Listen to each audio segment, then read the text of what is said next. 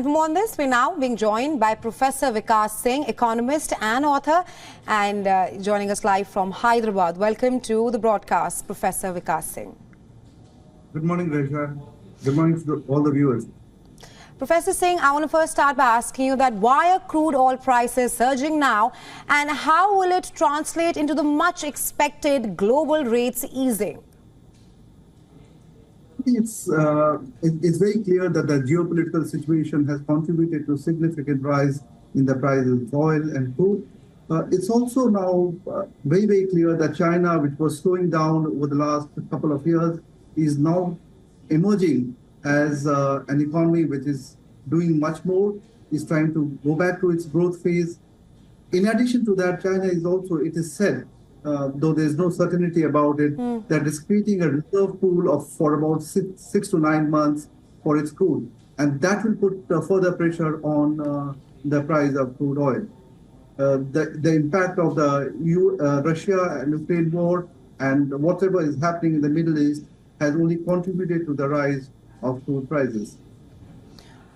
Right, Professor Singh, yes, please continue. Yeah, the impact of rising oil prices on India's economy can be multifaceted, and it will cascade into significant hardship for all households and hurt the economy meaningfully, at least in the short run.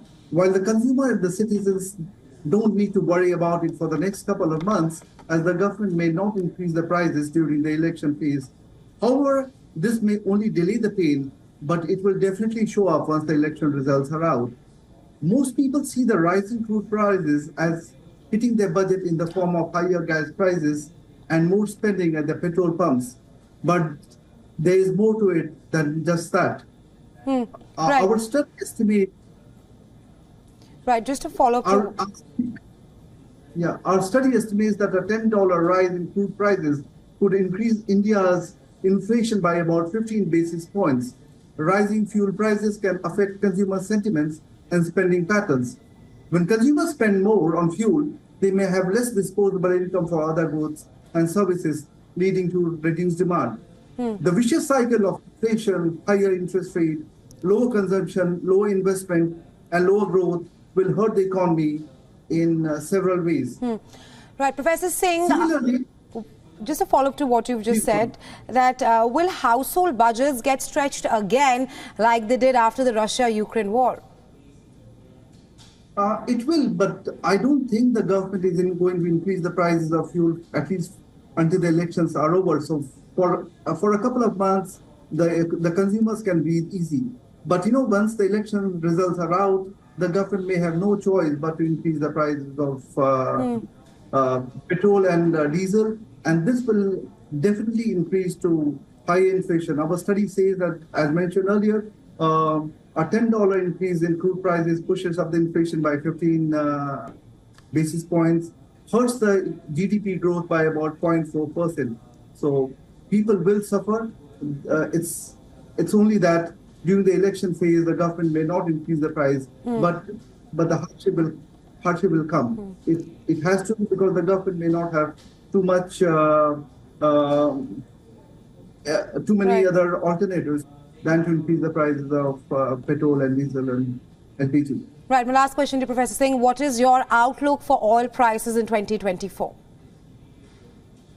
It's very, very difficult to predict the price of oil. You know that there are several factors to it. The geopolitical factor is a major reason. Supply chain, which also affects the supply chain. But also, what is another significant factor is where is the economy, where is the global economy going? If other economies start growing, then the price of oil can only go up. Election in about 40, 50 different major economies in the next 9 months will also determine the direction of crude prices. But as I said earlier, it's difficult to predict the price. My best guess is that it will probably hover up between $85 to $110 per barrel in the next 2 months. Right, Professor Singh, thanks very much for taking our time and joining us here on WION and sharing your insights with us. Thank you so much for having me here. Have a good day.